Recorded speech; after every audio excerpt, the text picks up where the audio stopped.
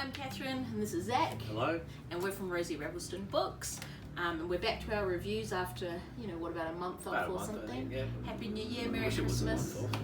month Yeah, not a month off doing reviews.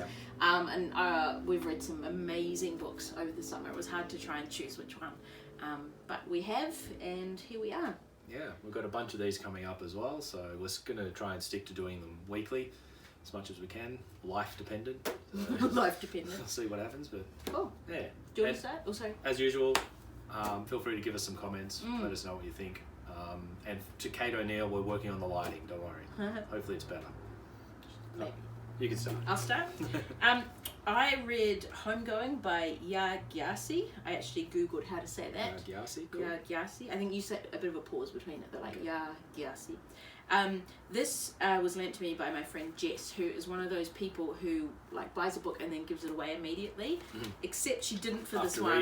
After reading it. Sorry, yes, not immediately. That'd be weird. Yeah, it's an odd hobby. Yeah, thanks very much. She can come to this bookshop anytime Yeah, she likes. just give it straight back. Yeah, that's right. But she wants to keep this one, and so I was like, right, I'm really interested. And yeah, I can see why. It was such an interesting book. So it's set in Ghana.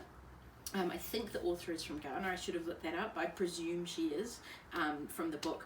Really interesting though. So it basically follows the family history of two sisters, and one of them, the same mum, one of them is sold into slavery and the other one isn't, and it follows the journeys. But every chapter is a different person in that family tree. So you have the family tree. Oh, wow. Which was really, really good and really interesting. But if you're like me and struggle with following characters, like I struggled with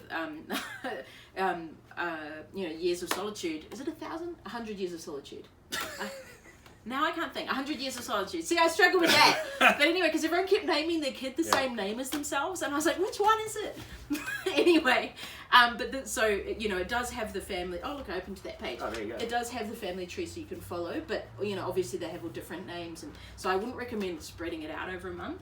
But I really enjoyed it. Okay. It was so interesting hearing about being colonized and within the tribes within Ghana and the infighting, and then were they working with and the tribes that worked with the colonialists, and some married colonialists, and yeah, really interesting. And then moving to America and then gaining their freedom, and yeah, really, really interesting. I definitely recommend it. Cool. It's a really it's easy to read. Of course, there's sad things that happen, as you can imagine, but I felt like I learned a lot. It was easy to read as well if you can follow their names and their characters.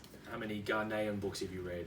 This is the first one, Yeah, actually. cool. I've read a few Nigerian books. I really like Chimamanda Ngozi Adichie, but this one, so Yaa Gyasi, Homegoing. Excellent. Sounds good. On an entirely different note, I'm much closer to home than Ghana, so I just wanted to talk about Hidden History of the Blue Mountains for a couple of reasons. One, because it's a beautiful book, and for anyone who's ever been to the Blue Mountains or dreams of going to the Blue Mountains, I highly recommend it. It's basically tells the story of each of the little villages all the way up the highway, and their history and some of the places. It's got beautiful photographs of various things. You can probably get a bit of an idea there. It's just really well done. It's really well researched. Some really beautiful photos. Pretty much anything you want to know about the Blue Mountains is in this book. So obviously we love having this book in stock because we're a Blue Mountains bookshop. But Magda, the author, also happens to live just down the road from the bookshop too, and we know Magda quite well. She's a fantastic person. And on another note as well, this is probably just about our bestseller in the bookshop, funnily enough. Always needing to get more copies. Yeah, exactly. It's been really popular. And I've read through the whole thing and all that. I know so much more about the little villages up and down the mountains now, which is great. But yeah, it's a fantastic book, and I think Magda is actually planning on some sort of a second version of this book in the not too distant future, hopefully. Awesome. It'll be a bit different, I think, but so keep an eye out for that. We've still got a small number of copies left if anyone's interested in getting them, but great presents as well they make. So yeah, really fantastic coffee table book to have.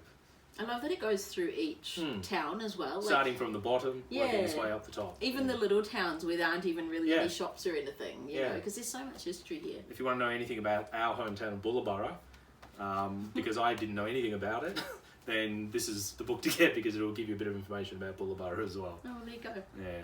Cool. Yeah, it's good. All right. Well, that's us. We'll put the titles of the books below.